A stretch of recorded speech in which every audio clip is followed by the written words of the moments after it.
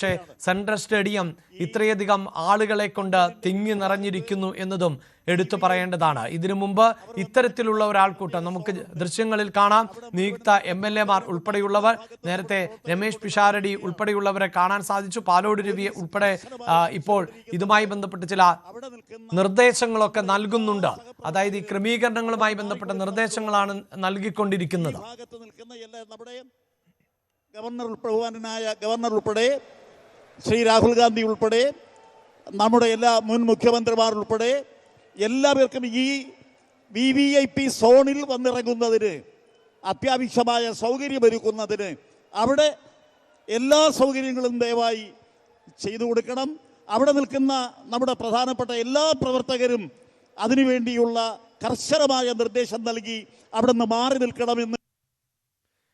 Yes, അതായത് വേദിക്ക് മുന്നിൽ ഇരിപ്പിടം ഒരുക്കേണ്ടതുണ്ട്. വളരെ പ്രധാനപ്പെട്ട നേതാക്കൾ ഉൾപ്പെടെ എത്തുമ്പോൾ അവർക്ക് വേദിക്ക് മുന്നിൽ അവസരം നൽകേണ്ടതുണ്ട്, അവർക്ക് ഇരിപ്പിടം നൽകേണ്ടതുണ്ട് എന്നതാണ്. ഇപ്പോഴിത് തെലങ്കാന മുഖ്യമന്ത്രി രേവന്ത് റെഡ്ഡി ഉൾപ്പെടെയുള്ളവർ ഈ ചടങ്ങിന് സാക്ഷ്യം വഹിക്കാൻ എത്തുകയും ഒപ്പം നിയുക്ത മുഖ്യമന്ത്രിയെ അഭിനന്ദിക്കുകയും ഒക്കെ ചെയ്യുന്നു എന്നതിൻ്റെ ദൃശ്യങ്ങളാണ് നമ്മൾ കണ്ടുകൊണ്ടിരിക്കുന്നത്.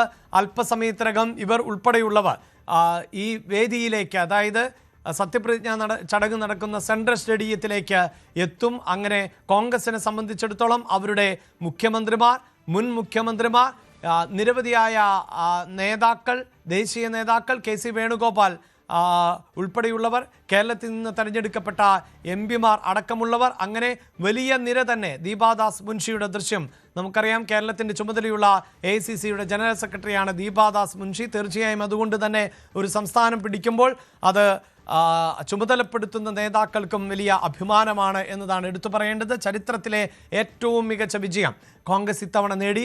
63 വർക്കിംഗ് പ്രസിഡന്റുമാർ. KPCCയുടെ രേവന്ത് റെഡ്ഡി നേരത്തെ എത്തുകയും അദ്ദേഹം നിയുക്ത മുഖ്യമന്ത്രിയെ അഭിനന്ദിക്കുകയും ചെയ്തു. അതിൻ്റെ ദൃശ്യങ്ങളാണ് അല്പസമയം മുമ്പ് രേവന്ത് റെഡ്ഡി നിയുക്ത മുഖ്യമന്ത്രിയെ അഭിനന്ദിച്ചതിൻ്റെ ദൃശ്യങ്ങൾ ആണ് കാണുന്നത്. ടീം UDF എന്നാണ് VD സതീശൻ ഈ തെരഞ്ഞെടുപ്പ് കാലഘട്ടത്തിൽ ഉൾപ്പെടെ ആവർത്തിച്ച് പറഞ്ഞുകൊണ്ടിരിക്കുന്നത്. തെരഞ്ഞെടുപ്പിനെ സംബന്ധിച്ചിടത്തോളം തെരഞ്ഞെടുപ്പ് എന്നത് അത് അങ്ങനെ ഇതാ ഓരോരുത്തരായി അഭിനന്ദനം അറിയിച്ചുകൊണ്ടെത്തുന്നു. കോൺഗ്രസിൻ്റെ മുതിർന്ന നേതാക്കൾ, മുൻ മുഖ്യമന്ത്രിമാർ, നിലവിലെ വിവിധ സംസ്ഥാനങ്ങളിലെ കോൺഗ്രസ് മുഖ്യമന്ത്രിമാർ ഉൾപ്പെടെയുള്ളവർ ആണ് ഈ ചടങ്ങിൻ്റെ ഭാഗമായി എത്തിക്കൊണ്ടിരിക്കുന്നത്. തുടർച്ചയായുള്ള പരാജയങ്ങളിൽ ഒരുപാട് കരയുകയും അതോടൊപ്പം തന്നെ സങ്കടപ്പെടുകയും ചെയ്തിട്ടുണ്ട് എന്നാണ് ലിജു പറയുന്നത്. ഒടുവിൽ ലിജു ഇന്ന് സന്തോഷത്തിൻ്റെ ദിനം ആണ് പങ്കുവയ്ക്കുന്നത്. കാരണം തെരഞ്ഞെടുപ്പ് രാഷ്ട്രീയത്തിലേക്ക് വരുമ്പോൾ ലിജുവിനെ സംബന്ധിച്ചിടത്തോളം തോൽവിയായിരുന്നു എപ്പോഴും സംഭവിച്ചുകൊണ്ടിരുന്നത്. യൂത്ത് കോൺഗ്രസിൻ്റെ നേതാവായിരിക്കുമ്പോൾ, കോൺഗ്രസിൻ്റെ യുവജന നേതാവായിരിക്കുമ്പോഴും ഒക്കെ തെരഞ്ഞെടുപ്പ് രാഷ്ട്രീയത്തിൽ ലിജുവിനെ ഭാഗ്യം തുണച്ചിരുന്നില്ല. ഇത്തവണ ഇതാ ലിജു വിജയിച്ചു കയറുന്നു. ആ കയറ്റം മന്ത്രിക്കസേര വരെ എത്തി നിൽക്കുന്നു. നിയുക്ത മന്ത്രി ലിജുവാണ് നമുക്കൊപ്പം ചേരുന്നത്. ഒരുപാട് തിരിച്ചടികളിലൂടെയാണ് കടന്നു വന്നത്. ഒടുവിൽ ജയം. ഇപ്പോൾ കന്നിക്കാരനായി തന്നെ മന്ത്രിസ്ഥാനത്തേക്ക്. എങ്ങനെയാണ് വ്യക്തിപരമായ ഒരു ഫീൽ? വ്യക്തിപരമായി എനിക്ക് സന്തോഷമുണ്ട്. അതിൽ അമിതമായ സന്തോഷം തരത്തിലല്ല. ഇതൊരു പാർട്ടി ഏൽപ്പിച്ച അല്ലെങ്കിൽ ജനങ്ങളെ ഏൽപ്പിച്ചൊരു ദൗത്യമായിട്ടാണ് കണക്കാക്കുന്നത്. ഇപ്പോൾ രാഷ്ട്രീയ പ്രവർത്തനം വർഷങ്ങൾക്ക് മുമ്പ് കിരണൊക്കെ തന്നെ അറിയാമല്ലോ, നമ്മൾ സ്കൂൾ കാലഘട്ടം മുതൽ തന്നെ തുടങ്ങിയ ഒരു രാഷ്ട്രീയ പ്രവർത്തനമാണ്. അതിനിടയിൽ തെരഞ്ഞെടുപ്പിൽ മത്സരിക്കാൻ അവസരങ്ങൾ ലഭിച്ചു. അപ്പോൾ ആദ്യ തെരഞ്ഞെടുപ്പുകളൊക്കെ തന്നെ ജയിക്കാൻ സാധിച്ചില്ല.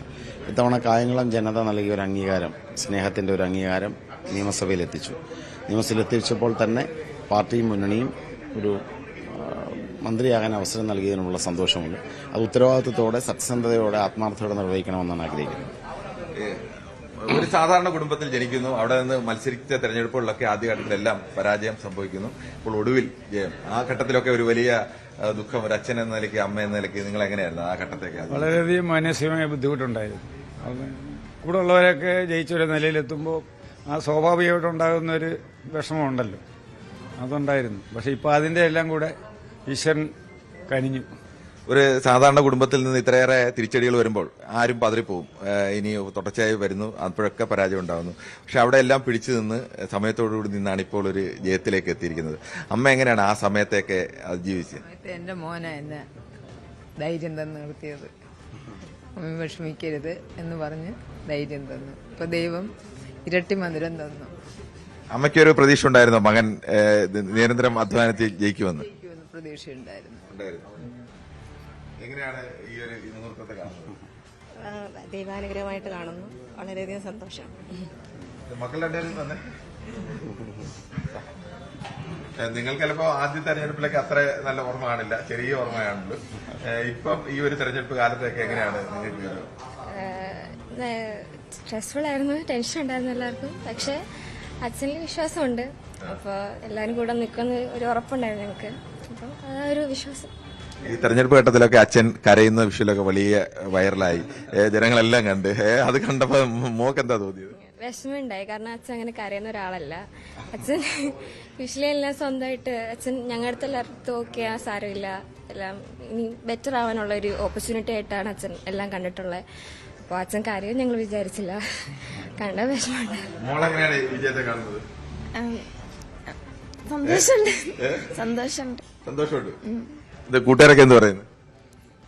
അവര് എന്റെ കായംകുളത്തുള്ള ഫ്രണ്ട്സൊക്കെ ഭയങ്കര സപ്പോർട്ടീവ് ആയിരുന്നു. അവരത് വീട്ടുകാരുടെ അടുത്തൊക്കെ അവരെയൊക്കെ വിളിച്ചു വോട്ടൊക്കെ ചോദിച്ചോ? അവരെന്റെ കൂടെ ഞാൻ ചോദിക്കുമ്പോ എന്നോട് ഉണ്ടായില്ലായിരുന്നു. ഒരു വലിയ ഉത്തരവാദിത്തത്തിലേക്കാണ് വരുന്നത്. ലിജുവിനെ സംബന്ധിച്ച് വലിയ പ്രതീക്ഷ പാർട്ടിക്കാർക്കുണ്ട്, കേരളത്തിനുണ്ട്. സാധാരണ ഒരു നേതാവിൽ നിന്ന് വ്യത്യസ്തമായ നിങ്ങളുടെ സമീപനം കൊണ്ട്, രീതികളൊക്കെ കൊണ്ട്. അപ്പോൾ അത് വെല്ലുവിളിയും വലുതാണ്. ഇനി ലഭിക്കാൻ പോകുന്ന പ്രതീക്ഷിക്കുന്ന വകുപ്പുകൾ സ്വാഭാവികമായും വലിയ വെല്ലുവിളിയുള്ള വകുപ്പാണ്. എങ്ങനെയാണ് അതിനെ അതിജീവിക്കാവുന്നതാണ് പ്രതീക്ഷ? സത്യസന്ധമായും കാര്യക്ഷമമായും പ്രവർത്തിക്കണമെന്നാണ് ആഗ്രഹിക്കുന്നത്. ഏത് വകുപ്പാണ് ലഭിക്കുന്നതിനെക്കുറിച്ച് എനിക്ക് വിവരം ഇതുവരെ ലഭിച്ചിട്ടില്ല. പിന്നെ ഔദ്യോഗികമായി പ്രഖ്യാപിക്കുമ്പോൾ മാത്രമേ അറിയുള്ളൂ. ഏത് വകുപ്പ് ലഭിച്ചാലും വളരെ കൃത്യമായി കാര്യങ്ങൾ പഠിച്ച് സത്യസന്ധമായ ഒരു സമീപനത്തോടെ ജനത്തിന് പ്രയോജനപ്പെടണം എന്നൊരു കാഴ്ചപ്പാടോടുകൂടി പ്രവർത്തിക്കണമെന്നുള്ളതാണ് ആഗ്രഹിക്കുന്നത്. ഈ തെരഞ്ഞെടുപ്പിന് മുമ്പ് കരഞ്ഞ ലിജു ജയിച്ചു കഴിഞ്ഞപ്പോൾ ആക്രോശിക്കുന്ന ലിജുവായി മാറിയെന്നൊക്കെയാണ് വിമർശനം. അതെന്താണ് കാര്യം? അല്ല, ഞാൻ വ്യത്യസ്തമായ കാലഘട്ടങ്ങളിലൂടെ കടന്നുപോയ ഒരാളാണ്. അതായത് ഇപ്പോൾ യൂത്ത് കോൺഗ്രസ് സംസ്ഥാന പ്രസിഡന്റായിരുന്നു. യൂത്ത് കോൺഗ്രസ് സംസ്ഥാന പ്രസിഡന്റായിരുന്ന കാലഘട്ടത്തിൽ രൂക്ഷമായി തന്നെ പ്രതികരിച്ചും പ്രവർത്തിയിലുള്ള ആളാണ്. എൻ്റെ രാഷ്ട്രീയ ജീവിതത്തിലെ എല്ലാ കാലഘട്ടങ്ങളിലും പ്രതികരണങ്ങൾ ശക്തമായിരുന്നു. പക്ഷെ പരമാവധി സൗമ്യമായും അല്ലോടെ സഹിഷ്ണുതയോടും പെരുമാറുക എന്നുള്ളതാണ് എൻ്റെ ഒരു പ്രവർത്തന ശൈലി.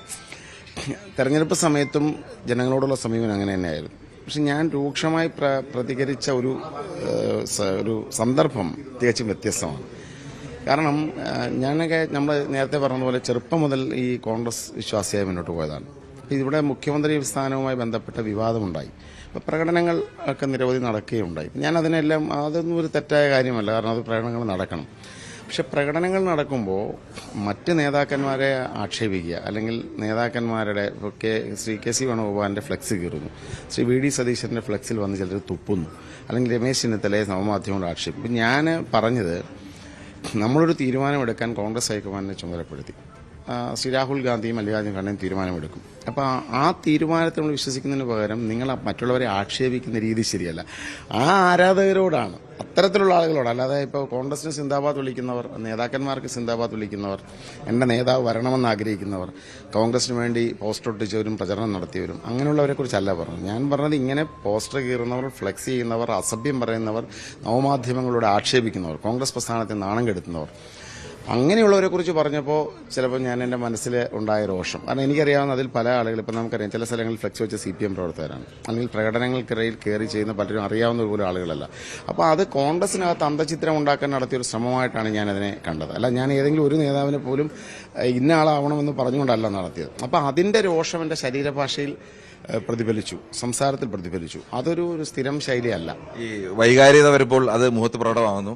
ഒരു തെറ്റ് കണ്ടപ്പോൾ അത് രൂക്ഷമായി പ്രതികരിച്ചു. ഈ ഭരണത്തിലേക്ക് വരുമ്പോഴും ഏറ്റവും പ്രധാനം അതാണ്, ഈ തെറ്റ് കാണുമ്പോൾ അതിനെ തിരുത്താൻ കഴിയണം. ഞാൻ സാധാരണഗതിയിൽ അങ്ങനെയുള്ളൊരു ആൾ തന്നെയാണ്. അതായത് ഞാൻ സഹിഷ്ണുത എൻ്റെ മനസ്സിൽ നമ്മൾ ആഗ്രഹിക്കുന്ന ഒരു കാര്യമാണ്. എതിരാളികൾ പറയുന്ന കാര്യത്തെ നമ്മൾ അംഗീകരിക്കണം. അതോടൊപ്പം അവരെ വ്യക്തിപരമായി ആക്ഷേപിക്കരുത്. ഇതൊക്കെ ഞാൻ അടിസ്ഥാനപരമായി എടുത്തേക്കുന്ന ചില മൂല്യങ്ങളാണ്.